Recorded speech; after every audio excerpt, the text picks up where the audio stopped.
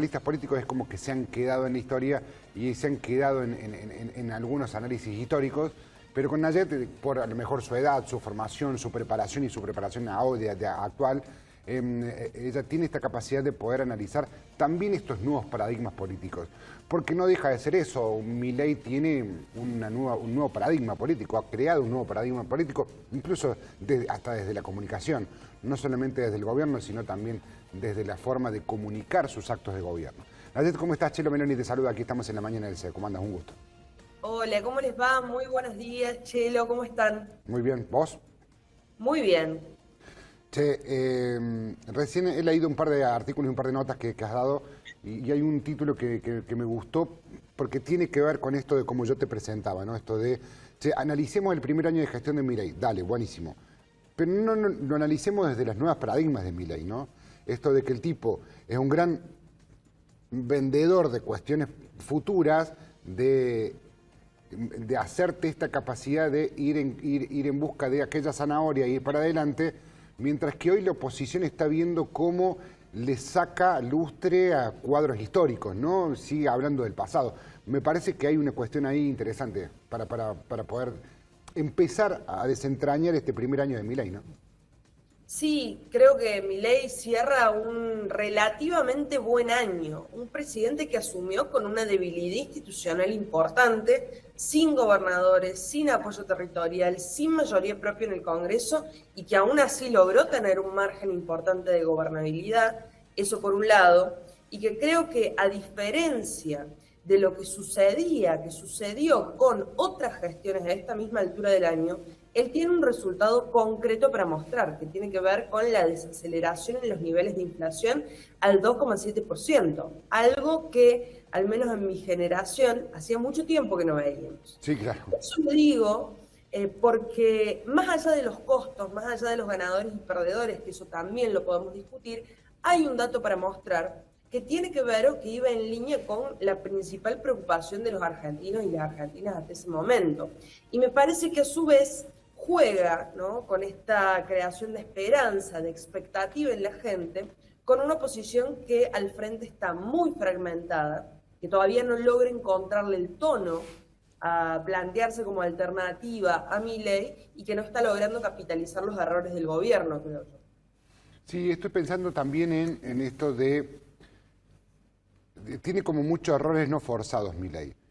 Pero por momentos uno cree, che, pero ¿cómo puede ser que tenga errores no forzados? Sí, pero sin embargo tiene errores que a otro gobierno le hubiesen costado, que al mismo, por ejemplo, a Alberto Fernández le costó el derrumbe de su imagen pública, y esta persona no, digamos, qué sé yo, a ver, ir en contra de las universidades. La decisión de los medicamentos gratuitos contra los jubilados en el PAMI de la semana pasada. Vetar el aumento jubilatorio para en el Congreso para la gente, para los jubilados. Decisiones que voy a decir, che, muchachos, con esto, a ver, Cuider, el senador digo, con estas decisiones, amigo, a otro gobernador, a otro presidente se lo lleva puesto. O sea, Alberto por mucho menos no puede salir a calle. Y sin embargo, sigue adelante y con imagen creciente. Sí, creo que hay algo ahí donde, por un lado, Milei refleja lo genuino, siempre fue como es, más allá de ser más menos pragmático, más menos moderado en sus formas, siempre se mantuvo de la misma manera. Y por otro lado, creo que de vuelta la oposición no está siendo capaz de capitalizar los errores que está teniendo el gobierno. En su momento fue, como ustedes bien decían, la universidad pública, que quizás algunos decíamos, bueno, esta puede ser una potencial bandera que aglutine a toda la oposición. Sin embargo, las tomas, el reclamo y demás duraron poquitos días en la agenda pública. Hay una pregunta que se sostuvo a lo largo de todo este año que tiene que ver con ¿por qué no estalla? O sea, ¿por qué atravesando el ajuste más brutal de toda la historia democrática argentina esto no estalla? Y me parece que hay distintas cosas. Por un lado, un hartazgo de la gente. Por otro lado, una convicción de que esto va a ser un sufrimiento necesario, y acá de vuelta aparece la construcción de una esperanza, de una expectativa. Y además, Creo que Milei tiene algo que no existía anteriormente en la Argentina, que está vinculado a planes sociales. Y si nosotros nos vamos a ver en términos reales cuáles han sido los programas que más aumentaron, podemos decir, bueno, el 30% del superávit fiscal fue financiado por recortes en jubilaciones y pensiones, pero la AUH aumentó un 100% en términos reales. Entonces, se juega, digamos, con distintos sectores. Y me parece que de algún modo al ajuste lo han pagado sectores a los cuales se les dificulta más la acción colectiva.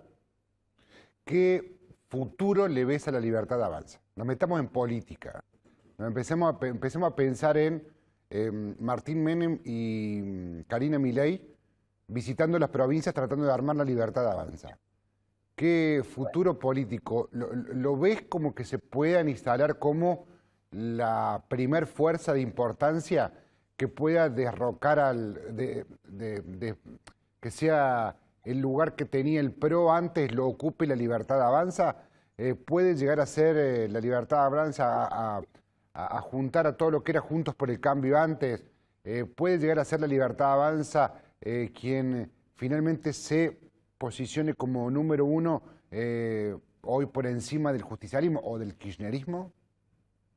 Creo que hay grandes posibilidades de que la Libertad Avanza haga una buena elección el año que viene con esta foto, si la economía lo acompaña y si de vuelta la oposición continúa fragmentada. En relación al PRO, yo diría que al menos en la cabeza de la gente se ha desdibujado como un actor político, porque hoy la grieta es quienes están a favor de Milei y quienes están en contra de Milei.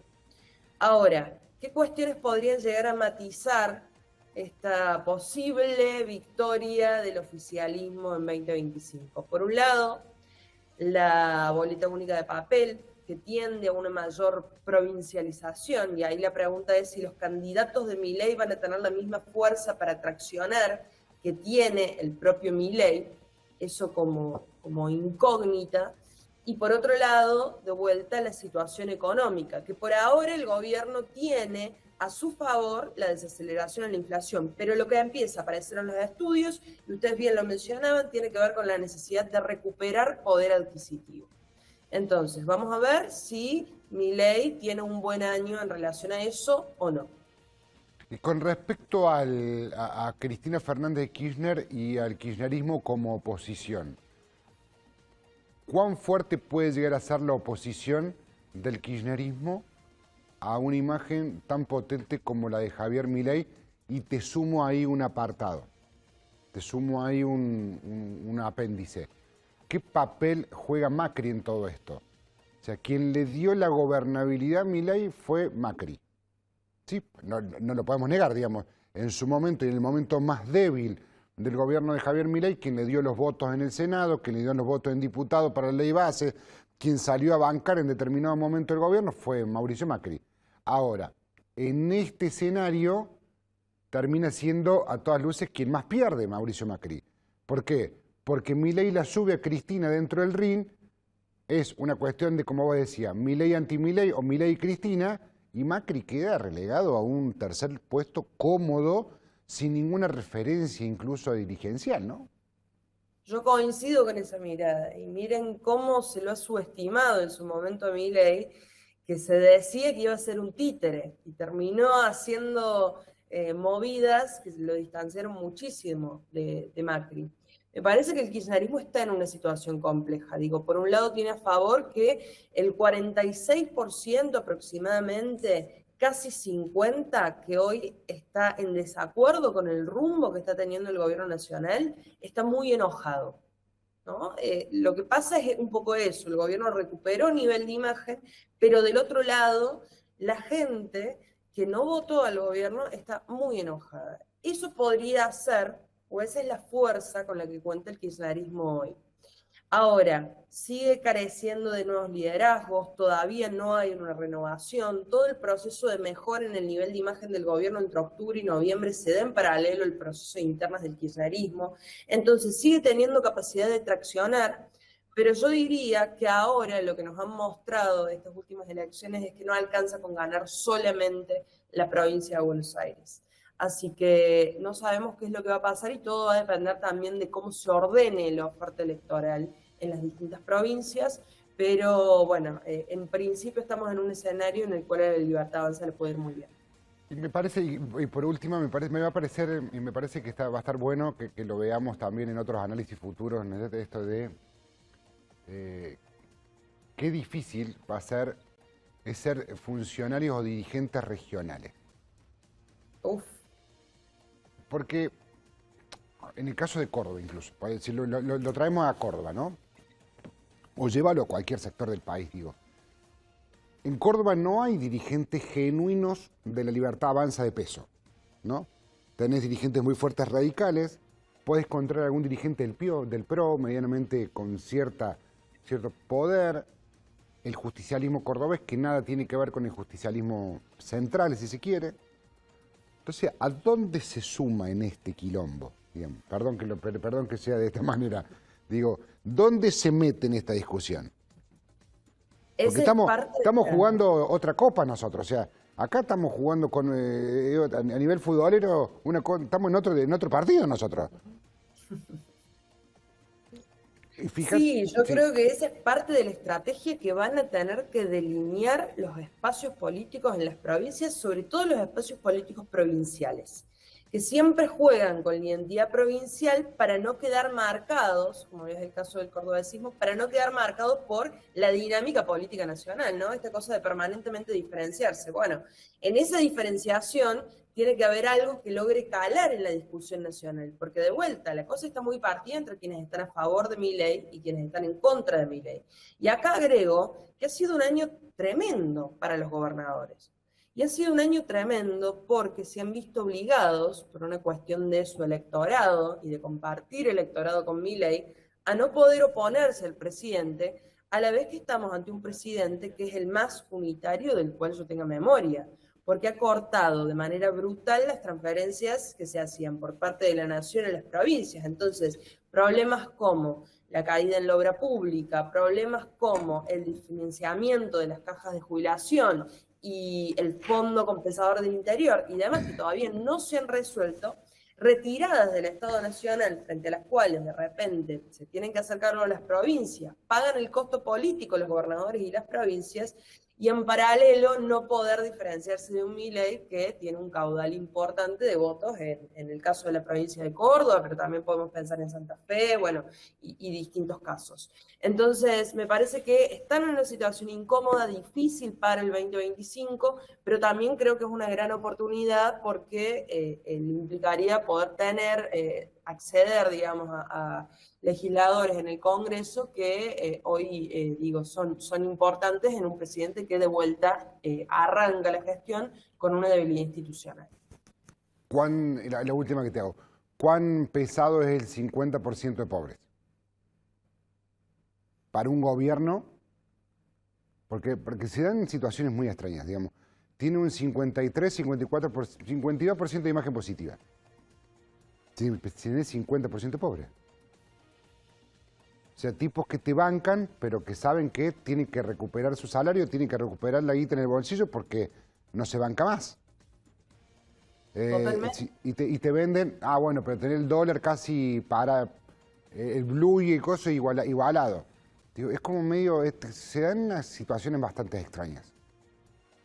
Completamente. Por eso digo, insisto, por ahora Milei se mantiene estable, Milei conserva el caudal, el grueso de ese caudal que lo acompañó en el balotaje, bajó la inflación, que era lo que le estaba pidiendo la gente.